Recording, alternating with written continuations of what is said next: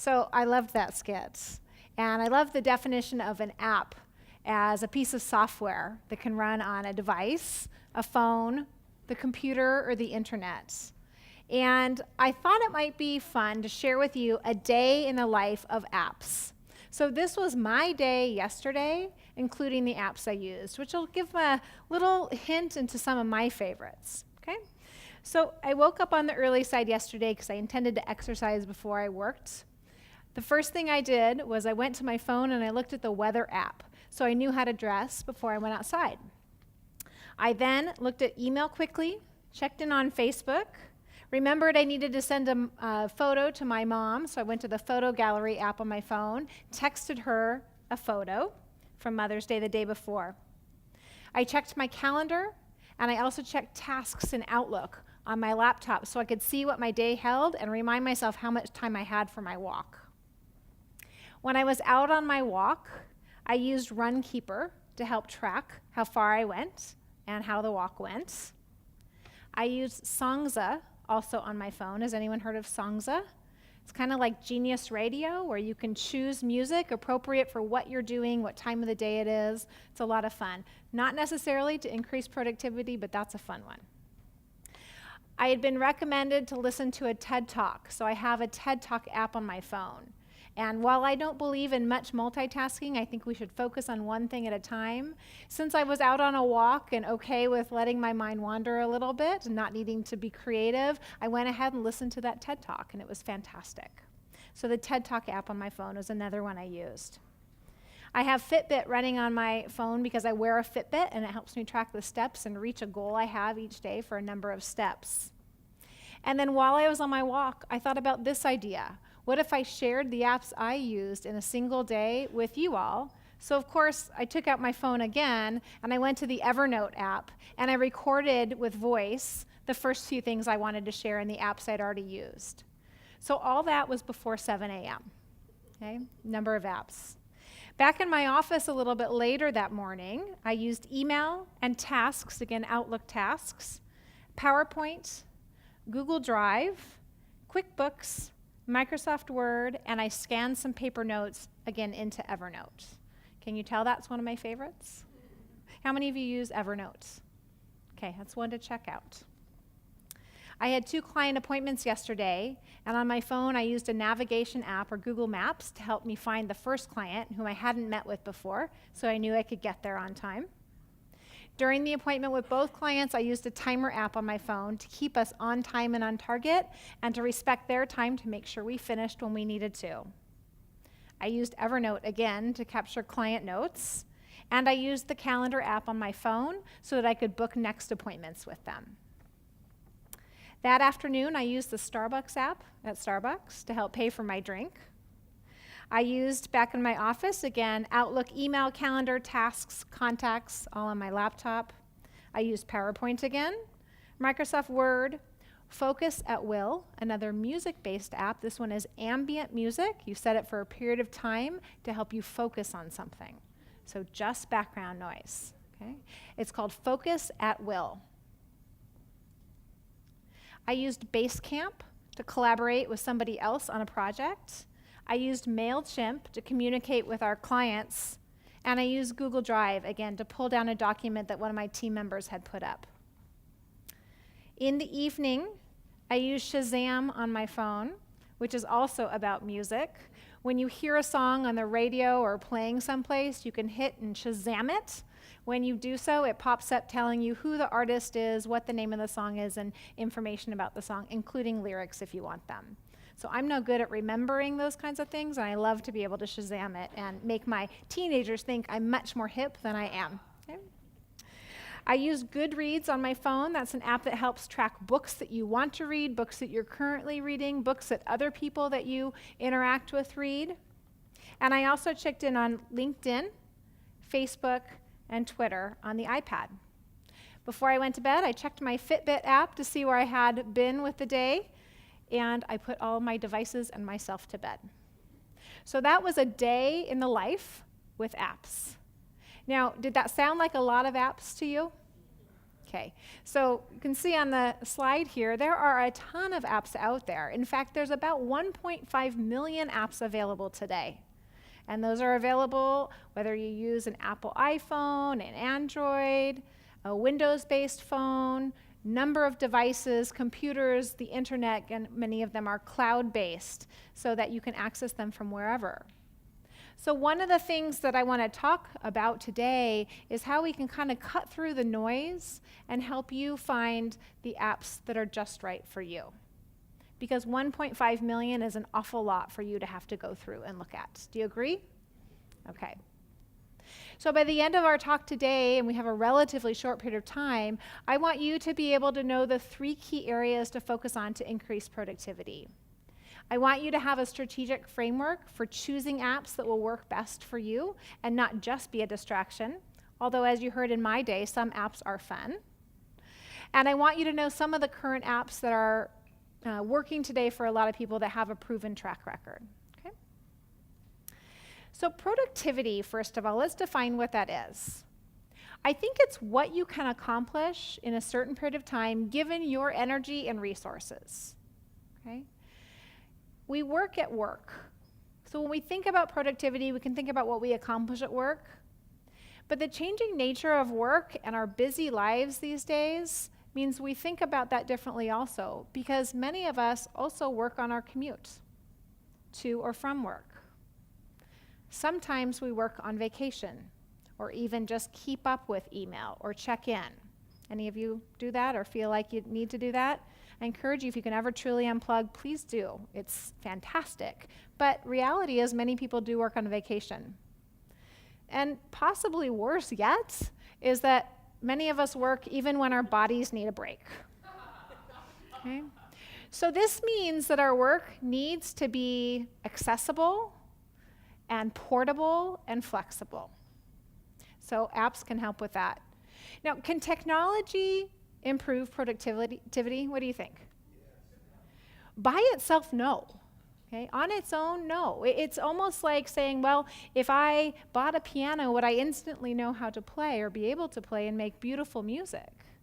Well, some of you might have a good ear for music and be able to do that, but most of us would need to learn how to read music or how to make music.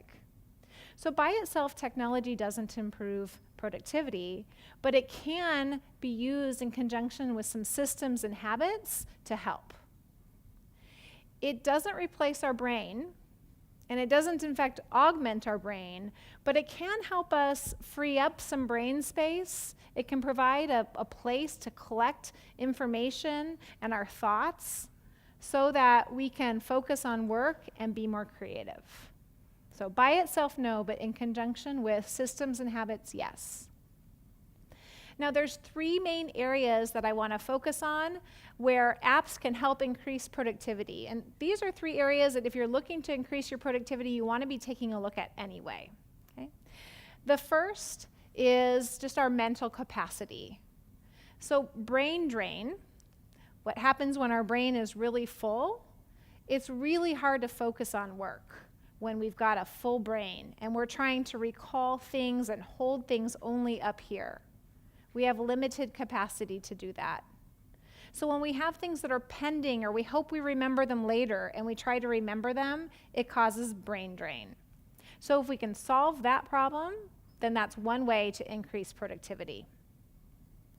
Another is time and task management.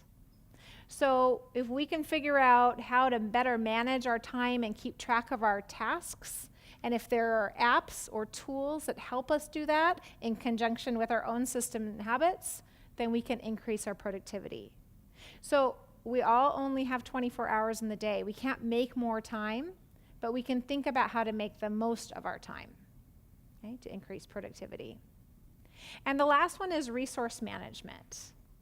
This is managing the information we're responsible for, or the information we care to know about, or the information that we might need to help us do our work or have a more productive personal or professional life. So we'll talk about a few of those things. Now again, framework for evaluating those 1.5 million apps. Some things to think about when you're looking at those apps are, Does an app I'm considering work on the devices that I have?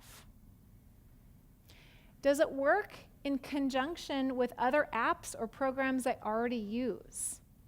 So some of you might be more googly or drawn towards Google-based tools or type tools. Some of them are made well to work together. Some of you might be more Apple-y or lean more towards the products that are made initially by Apple or available on the Apple iOS platform.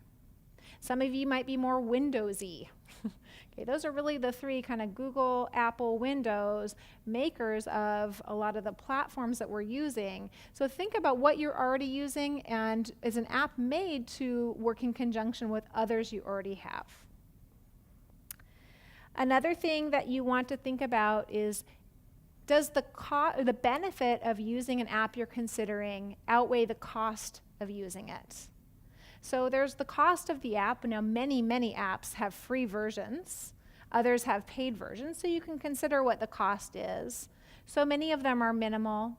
Some of them are just a one-time fee. Other apps you pay a monthly fee for. So consider what the actual dollar cost is. But then what is the cost in getting that app set up and working for you? What is the cost of the data entry needed to make it useful? Because apps are only useful when we put information into them and then use them. So do the benefits that you might receive outweigh those costs of needing to put in the data and manage that data? Okay? So those are a few things to think about when you're deciding, is this app one that might be helpful for me?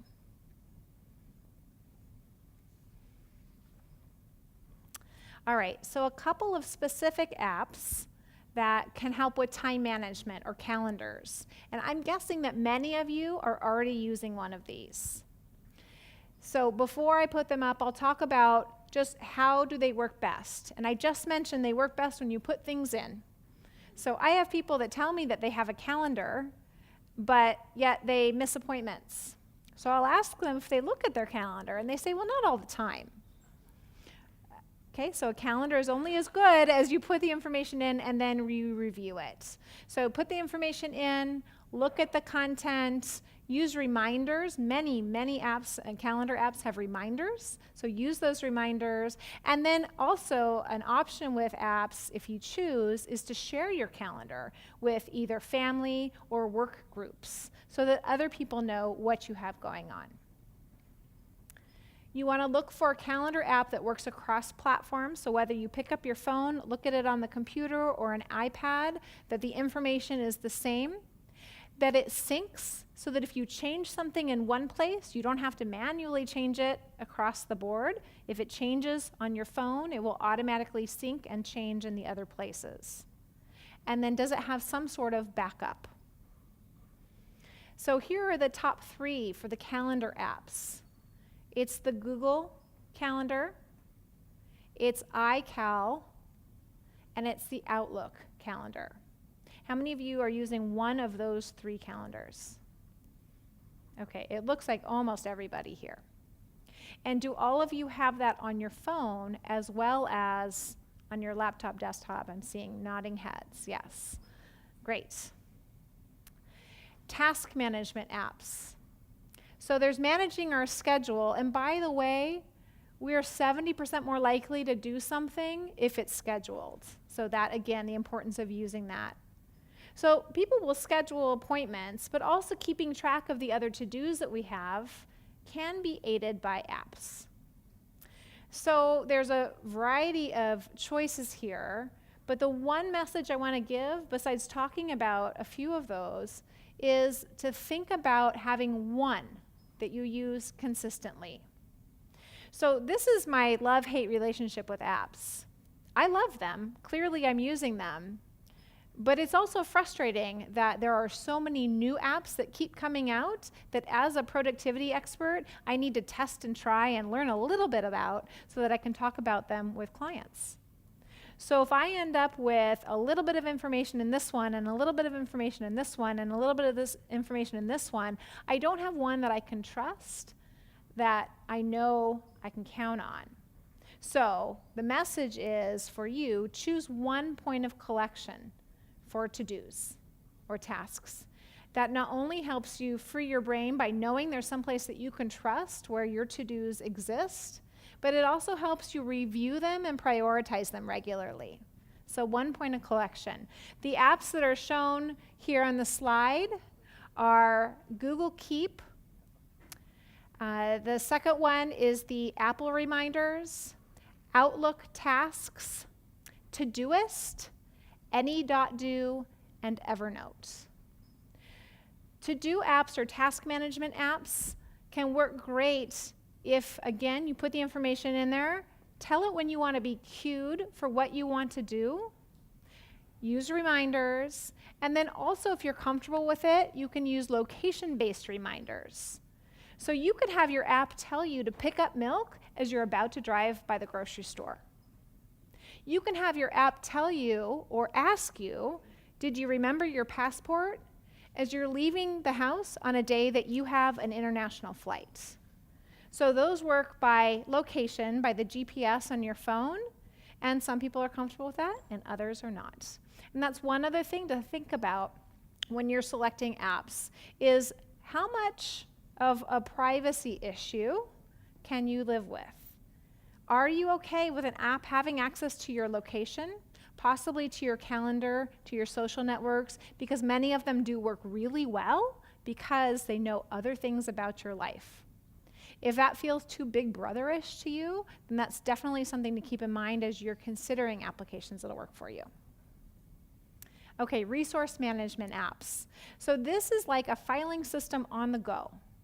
It's so that you can put things away, information, scanned paper, but have access to them wherever you are, and so that you can do work or bits of work or accomplish something when you have time, no matter where you are. So we usually file things away so that we can take action later or access the information later.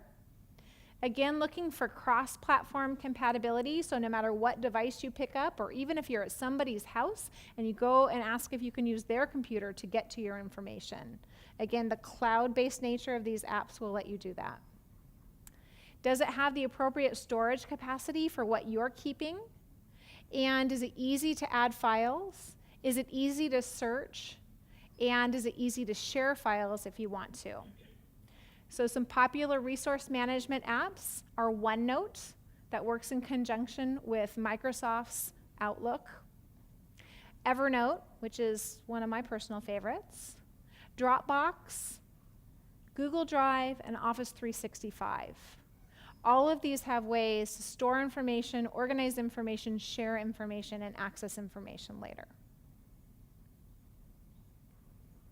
Okay, a couple of specialty things, and we're just about out of time, so I just wanted to mention a few more types of apps you could consider so that you can work wherever in bits of time as you have them, is a password management app. So this icon is LastPass. It's just one of many that are out there. So if you are finding that you don't know your password and you need to get on someplace, a password management app might be for you. Finance management apps. Mint is one example. Shopping apps. And again, they're not so much to help you shop, but really keep track of what you need for list making. So there's a few examples here. Evernote, Google Keep. Google Keep has location reminders, which is why I list it under shopping here. It's one of the ones that can tell you that when you're at the store, you need milk, or as you're about to go by the store, you need milk.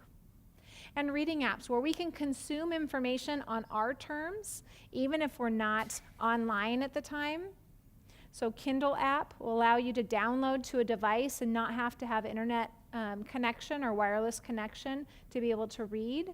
You can do the same thing with Pocket. That's the second icon there. Pocket will allow you to essentially clip things to save to read offline later. And Pinterest, again, if there are things that you want to remember visually to go back to delve into, or a link to click through, that's another one. And then Google Keep again. So I would love to hear from you, and we're out of time today for me to be able to do so. I would love it if you would send me a note about what one of your favorite apps is. I would love to stay connected after today. I'll be around during intermission and a little bit afterwards as well. And you know what? It's easy for us to stay connected because there are some apps for that. Thank you very much.